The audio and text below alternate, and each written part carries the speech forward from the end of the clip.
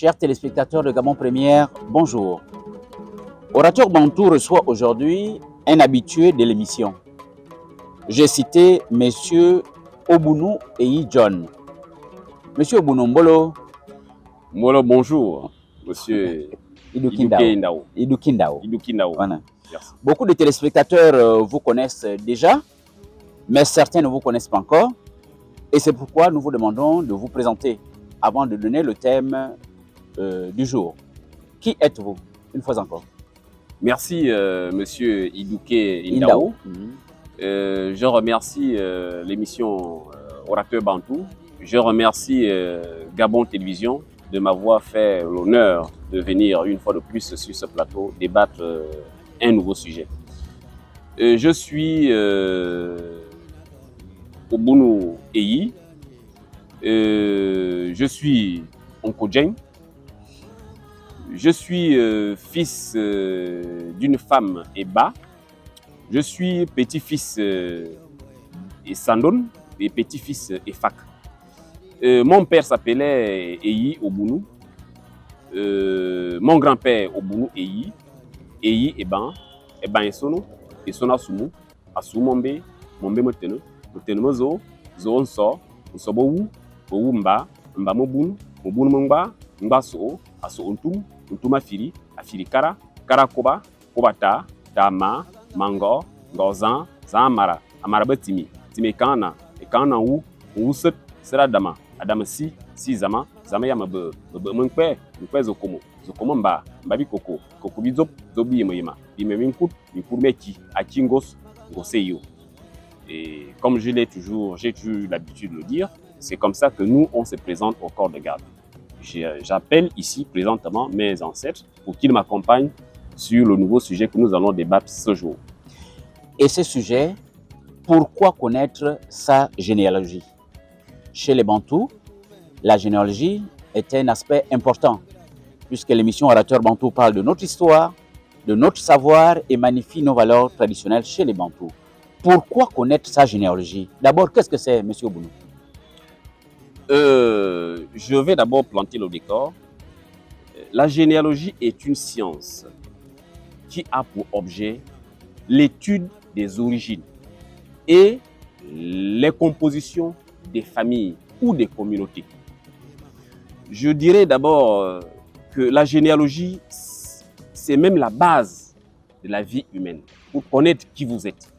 La généalogie, à l'époque, était la première religion, je dirais même c'est la toute première religion que l'être humain a connue. Et on l'appelait le culte des ancêtres. C'est-à-dire, pour prier, on fait d'abord la généalogie parce que nous sommes le résultat génétique de ceux qui sont partis de l'au-delà. Et en pensant, en les honorant, eux, ils sont capables de nous aider dans notre vie quotidienne parce que eux, ils sont du côté de Dieu, puisque Dieu est invisible. Eux aussi sont invisibles. Donc, si nous honorons nos ancêtres qui sont partis, ils sont capables de nous aider dans nos activités quotidiennes. Peut-être pour avoir des chances, parce que je vous dis, une chance, on ne la paye pas à la boutique. La chance, ça vient seul, mais on ne sait pas d'où cette chance, ça vient. Voilà pourquoi nos aïeux utilisaient les généalogies sur tout ce qu'ils faisaient, même pour prier. Même jusqu'à aujourd'hui, parce que vous allez voir quelqu'un a un malheur, il va citer le nom de son ancêtre. Ça vient comme ça. Justement parce qu'on se dit, eux, ils nous voient, nous, on ne les voit pas, donc il faut les honorer, peut-être pour essayer d'améliorer notre vie quotidienne. Et voilà, je pense que c'est ce que je peux dire dès l'entame du sujet. Et si on reposait la question autrement, quelle est l'importance donc de la généalogie chez les Bantous? L'importance de la généalogie, comme je disais, premièrement, il faut d'abord répartir les types de généalogie. Nous avons les généalogies génétiques. Nous avons la généalogie initiatique. Nous avons les généalogies cosmiques. Nous avons des généalogies de conquête. Donc, pour moi, la généalogie, ça permet à un Bantou, le terme que vous utilisez, qu'on nous a attribué malheureusement, nous, normalement, c'est pour connaître son histoire, pour connaître ses origines. Voilà l'essentiel, le rôle, normalement, de la généalogie. Voilà. Et on peut ajouter pour connaître son clan? Mais justement, parce que quand je parle de généalogie, c'est génétique. Ça veut dire que dans ma généalogie, il y a le fondateur de mon clan. Effectivement, parce qu'il fait partie de mes aïeux. Je pense qu'il y a un sujet que nous avions débattu ici, où je disais que dans votre généalogie, il y a le fondateur de votre clan. Quand on parlait de la famille élargie, où je parlais un peu de la généalogie. C'est tout à fait normal que le fondateur du clan, il est dans votre généalogie. Voilà. Et la généalogie, effectivement, il faut l'apprendre, il faut faire des recherches. Comment se transmet la généalogie chez les Bantous, particulièrement? En principe, la généalogie se transmettait au village, au clair de la lune. Ça peut être le soir ou en même temps qu'on racontait les contes aux enfants. Et on pouvait vous donner une leçon de généalogie. C'est-à-dire, ça peut être le père, la mère, le grand-père, la grand-mère, peut-être un grand frère qui est déjà initié dans l'étude de généalogie. Et en plus, on avait ce qu'on appelait les cases de lignage. C'était des constructions aménagées uniquement pour enseigner les généalogies. Tout comme on enseignait certaines rites. Et ce qui fait que quand le colon est venu, il a tout détruit parce qu'il fallait plus que nous connaissions notre identité. Parce que pour lui, il fallait nous dompter, il fallait nous adopter, il fallait qu'on change de nom. Et une fois qu'on vous change de nom, vous vous appelez Paul, Jacques. Qui était Paul? Qui était Jacques? Vous voyez, il y a des gens qui sont perdus ou jusqu'à aujourd'hui, certains ont même honte de porter leur vrai nom. Alors, voilà pourquoi j'ai dit c'est quand même quelque chose d'assez bizarre par rapport à nos traditions, vu que nous sommes des Bantous, comme vous le dites, et c'est dommage, malheureusement. Voilà. Donc, qui transmet? Ce sont les parents, c'est le père, c'est la mère. Je l'ai bien dit, effectivement. Mais malheureusement, il arrive parfois que beaucoup de parents sont incapables de transmettre, en sorte, ils disent qu'ils ne connaissent pas. Comment comprendre? Tout part. Les parents aujourd'hui, c'est normal parce que vous savez, l'Occident nous a tellement travaillé, où je disais tantôt que nous sommes noirs de peau mais blancs. Est-ce excusable dans ce cas de figure? Je pense que on ne peut pas. Moi personnellement, je ne peux pas l'excuser. Vraiment, les parents, ils doivent faire beaucoup d'efforts pour connaître leur généalogie. Malheureusement, nous n'avions pas on n'a pas d'archives. On n'a pas d'archives pour retracer ces histoires-là.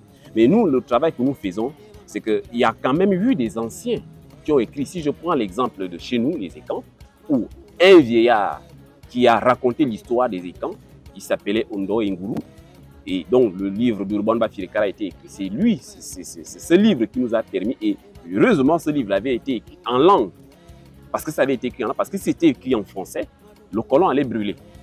Mais ça a été écrit en langue, et aujourd'hui, nos jours, les gens ont fait la retranscription en langue française. Et c'est ce qui nous a permis de pouvoir avoir des généalogies pour le peuple ékan de la sous-région. Et voilà pour nous, on rattache ça, parce que quand on a fait des recherches, nous sommes tombés sur les archives d'Éthiopie.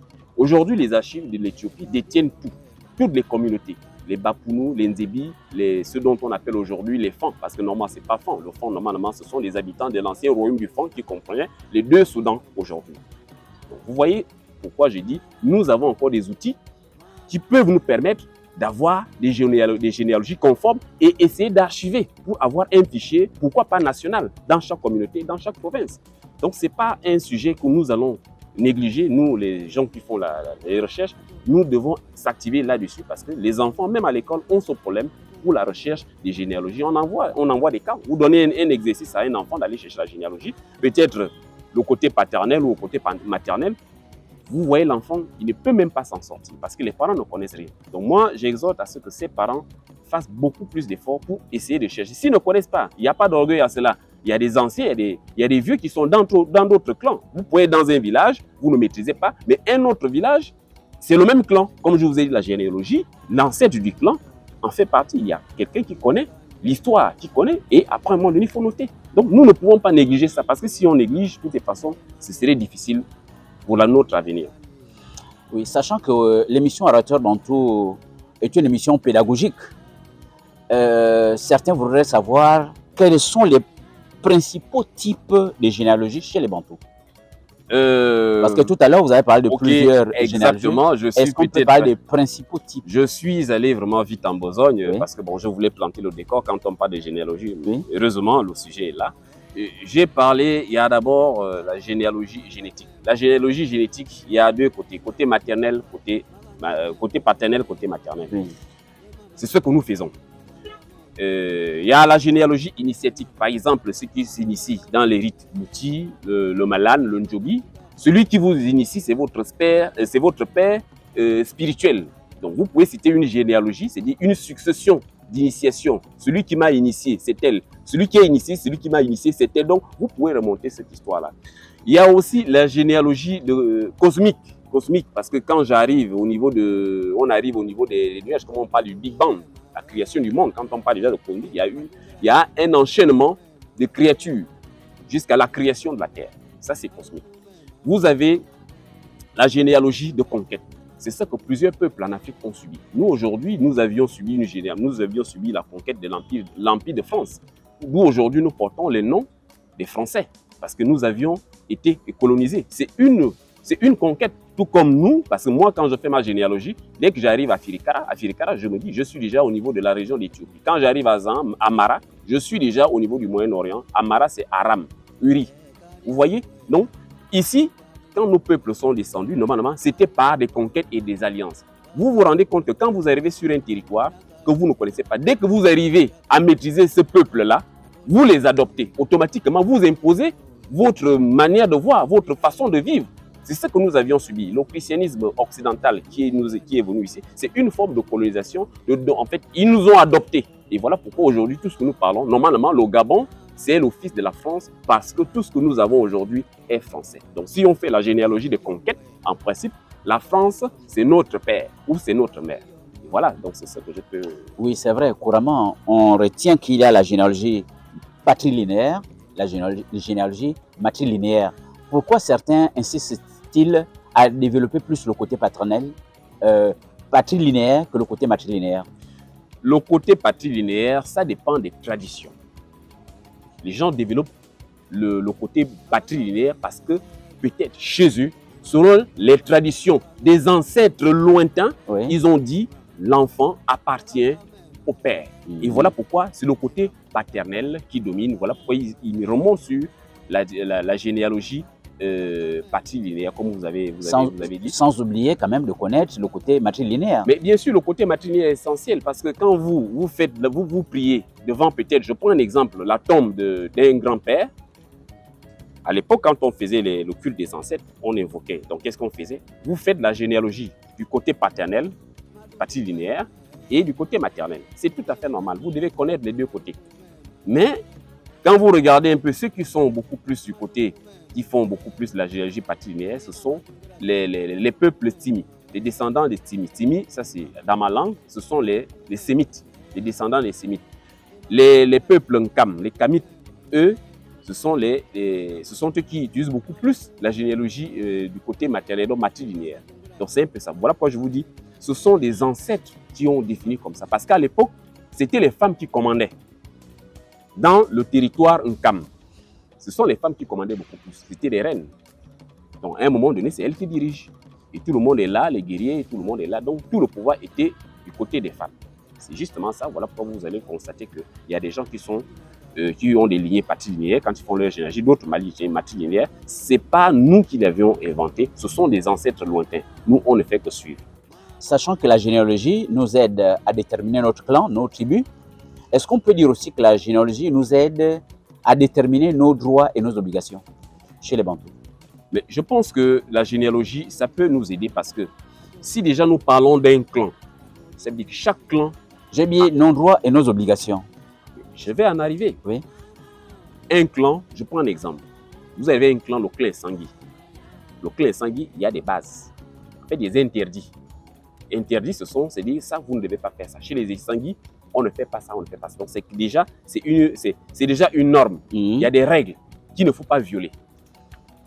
Est-ce que vous voyez donc vous allez chez les Nkodjé, quand vous faites votre généalogie, vous allez chez les Nkodjé, vous dites les Nkodjé ne doivent pas faire ceci ou cela.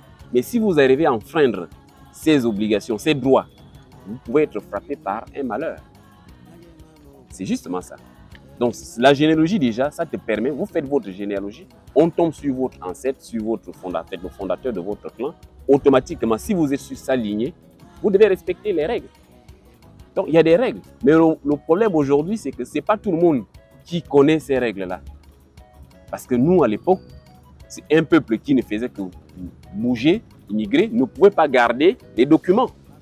Parce qu'on était toujours de conquête en conquête, de combat en combat.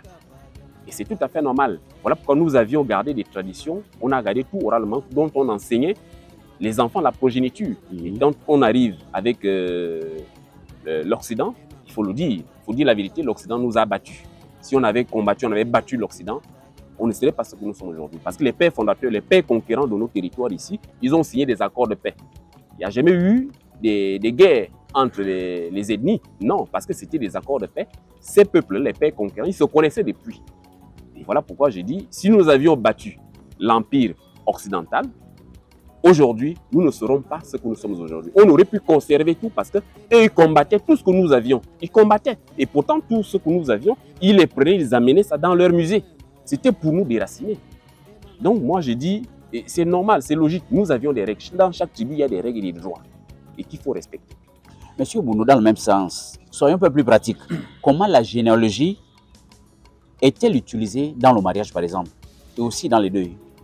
Mais vous abordez un sujet qui est très sensible parce qu'il y a beaucoup de personnes qui ne maîtrisent pas ce qu'ils font. Parce que je vois dans les mariages, il y a des orateurs ambulants. Oui. Vous donnez une fille et Sangui en mariage, mais l'orateur, c'est un onkojé. Ça ne doit pas se passer comme ça. Ou qui revient d'une autre communauté. Ou qui revient d'une autre communauté qui vient prendre la parole. Ça ne se passe pas comme ça. Normalement, si la fille est Sangui, c'est le clan qui donne en mariage. Ça veut dire que celui qui doit parler doit appartenir au clan. C'est comme ça. Dans les, comment on appelle, les décès, c'est pareil. Parce que le fils, celui qui est mort, appartient à un clan. C'est le clan qui enterre son fils. Donc il faut que celui qui mène les pourparlers doit être un fils du clan. Je me vois mal aujourd'hui, nous voyons beaucoup de mariages, parfois ça s'éclate parce que les ancêtres ne se reconnaissent pas en celui qui a donné l'enfant en mariage. Parce que quand vous donnez une fille en mariage, ou bien un enfant, un garçon qui va épouser une femme, vous devrez d'abord faire sa généalogie. Parce que vous allez invoquer ses ancêtres. Ils doivent assister pour bénir le mariage. Les ancêtres, on ne les voit pas. Nous, physiquement, on se connaît, mais eux, on ne les voit pas. Vous allez célébrer un mariage pareil, après un moment donné, vous allez constater que les problèmes ont commencé. Juste au bout de 2 jours, 3 jours, c'est ça qui nous pourrit la vie aujourd'hui. Parce que les normes que nos aïeux, nos ancêtres lointains ont établies, nous les avons déjà transgressées. Et c'est ce qui cause des problèmes aujourd'hui. Parce que les moyens, nous aujourd'hui, ce n'est que l'argent. Oh, je sais bien parler, je peux aller m'exprimer, je peux prendre la parole. Ça ne se passe pas comme ça. Et dans le même sens, M. Obounou, comment la généalogie peut-elle nous aider en cas de conflit, régler un conflit? Est-ce que la généalogie peut vraiment être utilisée pour régler un conflit, par exemple? Mais justement, parce que je vous disais tantôt que la généalogie, nous sommes le résultat génétique de nos ancêtres qui sont partis de l'au-delà. C'est-à-dire les honorer, les invoquer, peut apaiser beaucoup de choses. Parce qu'ils sont là pour nous aider. Ils peuvent apporter des chances. Vous allez constater que quelqu'un qui commence à traiter un problème en posant d'abord sa généalogie, il va d'abord apaiser les tensions au sein des deux familles ou bien au sein des deux communautés. Les sages qui sont en face, en principe, ils vont se ressaisir. Mais pourquoi ils se ressaisissent? Est-ce que vous savez l'énergie qui est en train de se passer autour de des gens qui sont là? Donc c'est pour vous dire. Et parlant des camps adverses, imaginez que chaque camp présente sa généalogie. Il peut heureusement apparaître que finalement le camp en face, nous faisons partie du même clan, par exemple. Mais justement, voilà pourquoi nous, qu'est-ce qu'on disait à l'époque, c'est que quand vous allez dans un village, oui, présentez-vous d'abord, vous faites votre généalogie, vous allez constater qu'on va dire, mais monsieur, c'est votre soeur, c'est votre mère qui est en mariage là-bas. Vous allez rentrer là-bas et vous constatez pourquoi. J'affirme en fait, ce que vous dites est vrai, je ne peux pas dire le contraire, ce que vous dites, je n'ai pas beaucoup de commentaires à faire là-dessus. La généalogie peut régler des conflits entre des familles ou des communautés. Et dans le même sens, M. Obounou, un étudiant me disait de vous poser cette question. Où puis-je en savoir plus sur la généalogie bantou? Et ses parents sont incapables de l'aider sur sa généalogie. Qu'est-ce qu'il peut faire? Je pense que... C'est la dernière question avant l'original. C'est la dernière question. Je pense que pour ce jeune homme, de la tribu là où il est, si ses parents ne savent pas, il faut qu'il essaie un peu d'abord de faire sa généalogie à partir de lui-même, son père, et c'est là où il peut s'arrêter. Maintenant, à partir du clan, si lui il fait partie de ma communauté, à partir du clan, nous, on peut remonter la généalogie parce que nous connaissons les généalogies des pères fondateurs de nos clans. Nous les avons déjà alignés. Les pères fondateurs, on connaît, Eba, et Sangui, et ainsi de suite. Maintenant, nous sommes en train de faire des recherches dans peut-être d'autres communautés. Nous allons trouver les moyens pour mettre tout ça en place. Mais je demande à cet étudiant d'aller d'abord au village. Il n'y a pas que ses parents parce qu'il appartient à un clan. Il n'y a pas que ses parents. Si ses parents ne connaissent pas, il part au village, il va trouver un vieux, un patriarche qui sera là, qui va lui dire « Mon fils, c'est comme ça, c'est comme ça ». Il ne faut pas souvent négliger les gens du village. C'est ce que je vais dire. Parce que quand on arrive à faire des grandes études, on a tendance à dire que ceux qui sont au village ne connaissent pas. Et c'est un grand défaut pour nos intellectuels, nos anthropologues, parce qu'ils veulent chercher nos généalogies, nos traditions à partir de ce que l'Européen a écrit. Et c'est un grand problème chez nous actuellement. Merci, M. Obounou, pour ces précisions. Maintenant, nous vous prions de nous faire un résumé dans votre langue maternelle.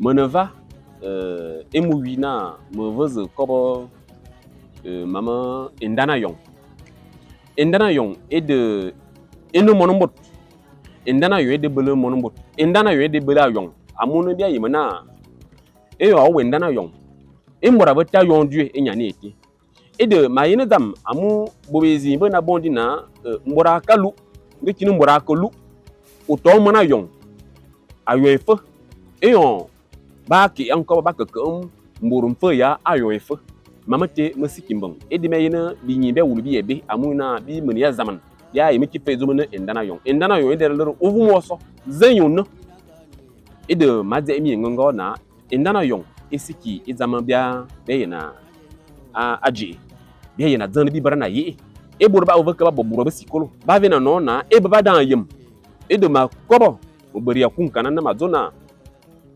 ngo kokos e berba komo yop e yene bi li impembo ove osika bona oboron kuno yobo no wazuna wo wasana bi zangu bi nyinyi wasana be kalara e yonte ozona wa waye na zeyi e burba bato baza bayi mame yaza bayi mutumu yaza e de mazomi na mita aji e ndana yong ni zona bi bona ngu bi yamana ngu na bi belana ndana yong dana eta abarazan e mbori akom ni avale ane wulana obuni mono koje ya esono onkoje ndefa ndesandon monantebosu ya génération et quand abansi ya nkama obuni yibunu obuni yiban e ben sono asumu mombe motene mozo zo onso bo wumba mba mobunu mba so aso ntuma afiri kara koba tama mango ngozan zamara amara betime kana e kana wu sera adama si zama ya mkpe zokomo mba bi koko bi zobi yema minkuru meki akingos ngoseyo eyo enyango yo zoma sese eyo anefa zoma sese ete akiba.